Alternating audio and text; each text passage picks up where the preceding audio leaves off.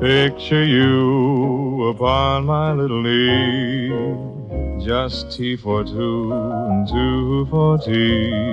Me for you, and you for Deirdre me. settled down in the garden, waiting for Tom and Catherine to arrive for tea.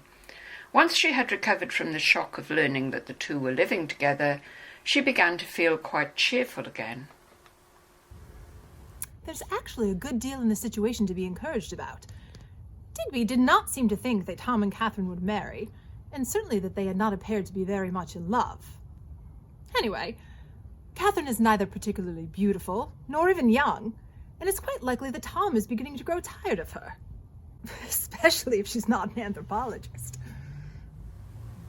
Rhoda came out into the garden at that moment, carrying a wickerwork cake stand. I think we could have tea in the garden. I expect your friends would like it. Yes, it would be pleasant. Shall we have it over the other side, under the apple tree? Yes, I think that might be the right place. Mr. Lydgate's side of the garden likely to be more interesting. Who knows what we might see through the hedge? Tribal sacrifices, perhaps. At exactly that moment, Catherine and Tom were walking through the small town on the way to the Swans' home. Several of the shops had their blinds down, and Tom could see himself reflected in the dark surfaces, a shabby, trudging figure. He resented this and tried not to catch any more glimpses of himself. As they passed the town park, Tom noticed unusual activity. Look at the flowers and the vegetables being set up. Undoubtedly for a carnival and flower show. It reminds me of the African festivals I used to attend.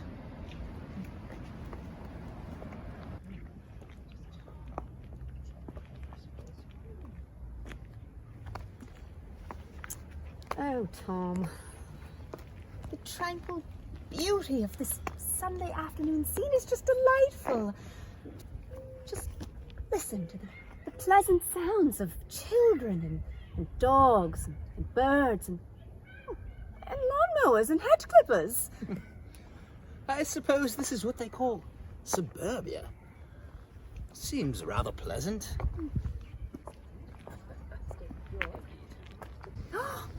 Look!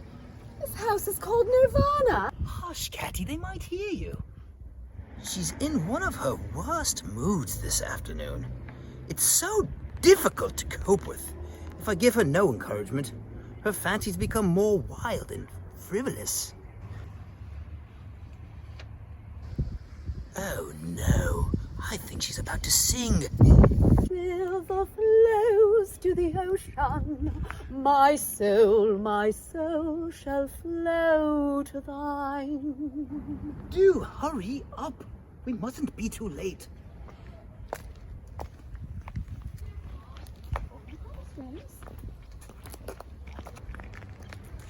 I think this must be the house. Yes, I'm sure it is. How much nicer the houses are at this end of the road. Larger and nobler. Do you suppose the late Mr. Swan was a prosperous merchant? Something in Mincing Lane, perhaps. Look, there's Deirdre in the side garden.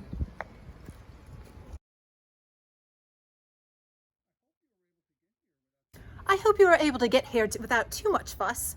I always think it's rather a bore having to uproot oneself on a Sunday afternoon. Oh, the bus ride was lovely, and Tom was delighted to be dragged away from his thesis writing. He's been moaning about it all day. Oh, poor Tom.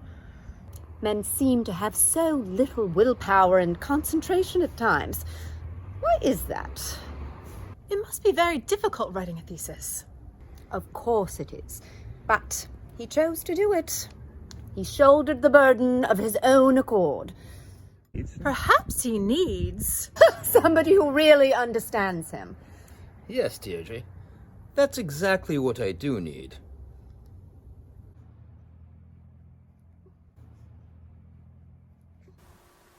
Now Mabel and Rhoda joined the young people. Mabel began to pour out the tea, which fell in a wide arc from the spout of the silver teapot. Rhoda looked on anxiously, for she considered herself to be a better pourer than her sister. but she managed to control her fears and turned to Catherine with a polite question. So you write? Stories, Deirdre told us. I've never met a writer before. Yes, trite little stories for women, generally with happy endings. I managed to earn my living that way. I'm so glad you write happy endings. After all, life isn't really so unpleasant as some writers make it out, is it? No, perhaps not. It's comic, sad, and indefinite. Dull sometimes, but seldom really tragic or deliriously happy. Except when one's very young. Rarely, rarely comest thou, spirit of delight. Mr. Lydgate seems to be having tea out of doors too. Indeed, a woman's voice, unusually loud and clear, was heard declaiming over the hedge, almost like a station announcer. Father Gemini was quite distracted. Just think of it. He was carried right on to Earl's Court. That's Miss Clovis. Indeed. There's no mistaking her plangent voice. I suspect Alaric Lydgate has an interesting story. He walks in the garden at night wearing an African mask. And nobody ever comes to see him as far as I know, apart from Miss Clovis. He seems to be kind of a lonely person.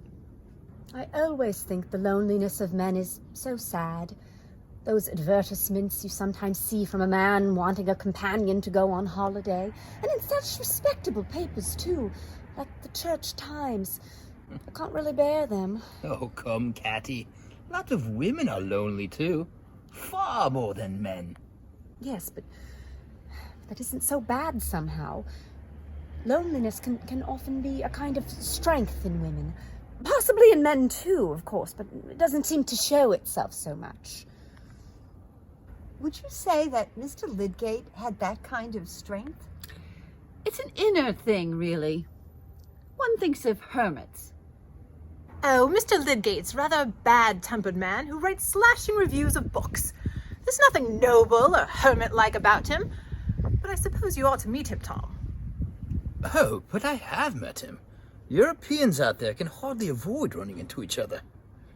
Wouldn't it be nice for you to renew your acquaintance? Perhaps if you were to stand up, your head might be seen over the hedge.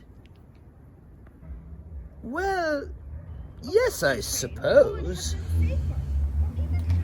Tom stood up obediently, feeling rather ridiculous. And I generally feel that a Wimbledon train should be avoided. Why, look, it's Mr. Mallow. Now, Alaric, you two must really get together. Mr. Lydgate has trunks of research in his attic. They might prove useful to you. My thesis is nearly finished anyway. I don't think I could use any more material. My notes deal almost entirely with religion and material culture, and therefore would be of very little use to anyone writing a thesis on social and political structure.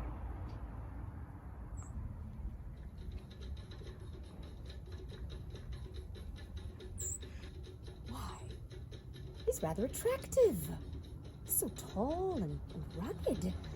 Oh, and that rough-hewn face with its grim expression reminds me of those images from Easter Island I once saw in the British Museum.